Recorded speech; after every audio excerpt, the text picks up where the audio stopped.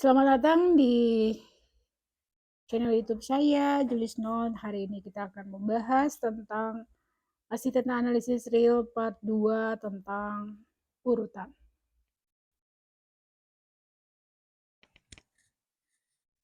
Oke, kita akan masuk pada pembahasan teorema pembahasan tentang urutan, ya.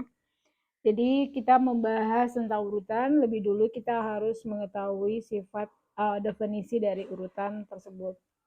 Jadi definisi 1 mengatakan bahwa jika saya punya himpunan P, itu subset dari R, disebut himpunan bilangan positif, ya, himpunan bilangan positif,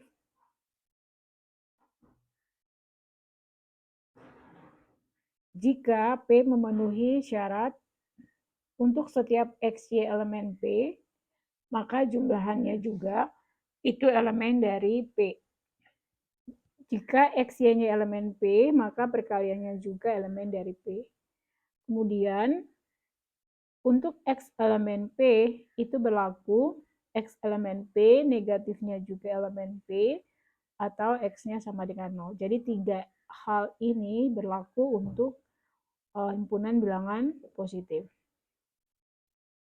Definisi 2 mengatakan bahwa jika diberikan XY elemen R, maka kalau X kurang dari Y, jika dikatakan jika Y kurang X elemen P.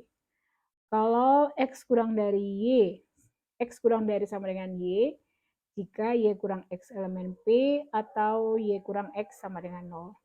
Dari definisi 1 dan 2 ini, kita akan membuktikan beberapa teorema. Kita mulai dengan teorema 5, menyambung dari video sebelumnya, yaitu jika diketahui X, Y, Z-nya elemen R, bagian A mengatakan jika X kurang dari Y dan Y kurang dari Z, maka X kurang dari Z.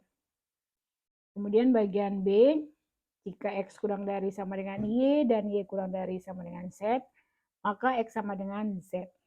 Kita akan buktikan bagian A. Bagian B itu adalah penyempurnaan dari bagian A. Ya.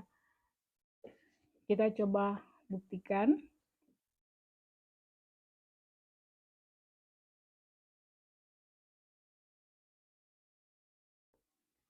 Diketahui bahwa X, Y, Z-nya elemen R, kemudian X kurang dari Y dan Y kurang dari Z.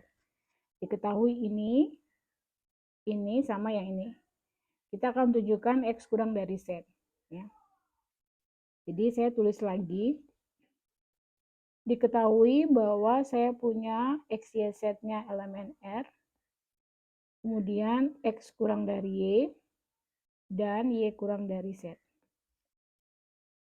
Kita akan ditunjukkan bahwa X kurang dari Z. Jadi, ini diketahui ini kita akan tunjukkan bahwa X-nya kurang dari Z. Kita mulai dengan diketahui ya, X kurang dari, mungkin pakai ini, X kurang dari Y dan Y kurang dari Z. Ya. Berdasarkan definisi mengatakan jika X kurang dari Y, yang ini, definisi mengatakan jika X kurang dari Y, X kurang dari Y jika Y kurang X-nya elemen P. Berarti kita aplikasikan ke dalam petak samaan ini. Jadi X kurang dari Y jika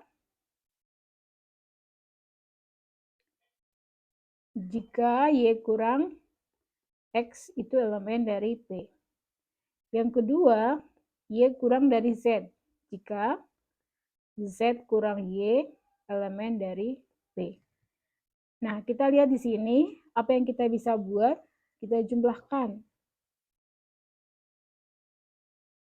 Ini ya, berarti saya bisa buat Y kurang X ditambah dengan Z kurang Y, itu elemen dari P. Jumlahannya kan? Nah, Jadi kalau ada X, Y elemen P, itu jumlahnya juga ada di P. Ini berdasarkan definisi 1. Jadi ini berdasarkan definisi 1. Kemudian kita lihat selanjutnya adalah ini saya bisa buat menjadi ini Y, ini negatif Y. Berarti selesai ya, tinggal Z kurang X. Ini Z dikurangi dengan X. Nah, ini elemen dari P. Nah, Z kurang X itu artinya apa? Z kurang X itu artinya X kurang dari Z. Ya.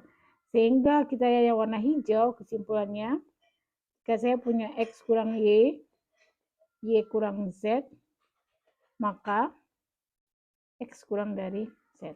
Terbukti ya.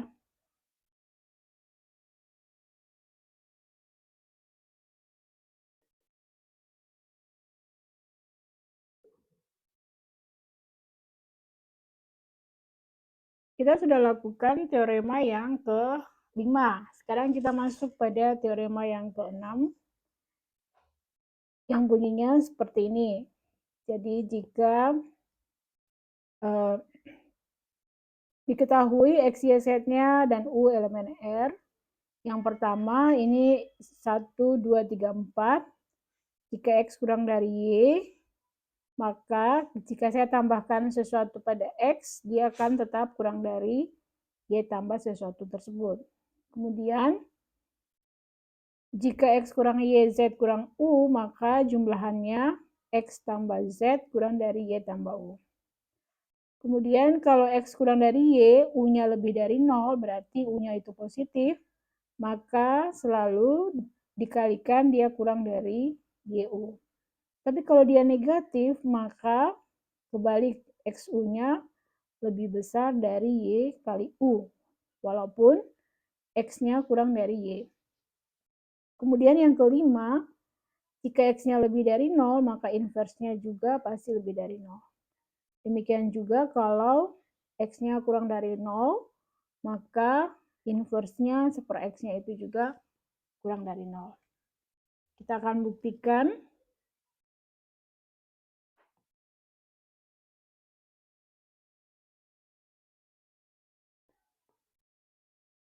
Nomor 1. Nomor 1 kita tuliskan lagi ya. Diketahui X, Y, Z dan U-nya elemen dari R. Kemudian yang kedua adalah X-nya kurang dari Y. Kita akan tunjukkan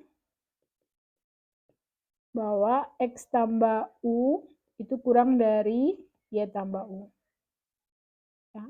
Yang pertama berarti kita jalankan dari yang diketahui. Yang diketahuinya adalah X kurang dari Y. Itu ya. Nah, ini saya bisa buat di sini X kurang dari Y. Tidak ada elemen U-nya. Gimana kita mau memunculkan elemen U-nya? Tetapi berdasarkan definisi, X kurang dari Y itu jika Y kurang X elemen dari P. Gitu ya. Nah, dari persamaan ini, kita akan memunculkan sesuatu yang berisi U. Ini ya, U. Tanpa kita mengubah persamaan ini. Jadi kalau tanpa mengubahnya berarti saya tambahkan 0 misalkan di tengahnya. Kalau saya tambahkan 0 berarti dia tetap Y kurang X kan, karena tidak berubah. Sesuatu ditambahkan 0 itu adalah bilangan itu sendiri. Kemudian saya ubah 0 dengan sesuatu juga. Jadi saya buat Y tambah 0, U kurang X elemen P.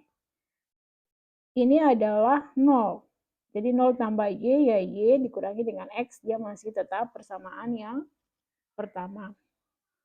Kemudian di sini saya pisahkan menjadi Y tambah U dikurangi dengan X ditambah dengan U. Elemen dari P. Ya kan? Kenapa? Ini Y tambah U ini dia. Ini. Kemudian dikurangi. Ini bernilai negatif X. Ini kurangnya di depan. Berarti X-nya positif. Positif kali negatif adalah negatif. Kemudian karena ini adalah negatif, di depan ini negatif, berarti di dalam kurungnya sudah harus positif. Nah, ini artinya apa? Kalau saya punya di sini adalah sesuatu, misalkan A, di sini adalah B, elemen P, itu artinya dia jika negatif B-nya kurang dari A. Yang negatifnya ini, yang kurang dari ini kan negatif B ya, atau kurang B. Berarti B-nya yang kurang dari A. Berarti saya bisa simpulkan bahwa negatifnya yang negatif X tambah U. Berarti X tambah U itu ya dikurangi dengan Y tambah kurang dari Y tambah U. Nah, kita perhatikan yang warna hijau, kesimpulannya jika X kurang dari Y, maka X tambah U kurang dari Y tambah U. Terbukti. Oke?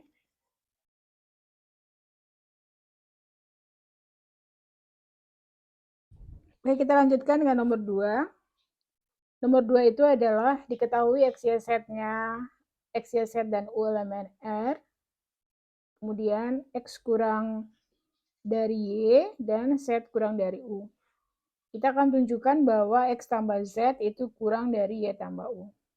Yang pertama, kita lakukan dari yang diketahui.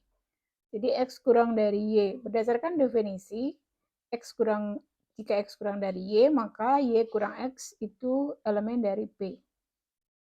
Ini ya, lihat aja kalau ini lebih besar, kurang dari, ini ya menghadap sini kan, berarti Y-nya itu lebih besar, maka Y kurang dari X. Z kurang dari U, itu artinya U kurang Z elemen P. Nah, berdasarkan definisi, kalau kita punya misalkan A elemen P, kemudian B elemen P, itu dikenakan operasi penjumlahan, A tambah B, itu ada juga masih ada berada di P, atau elemen P.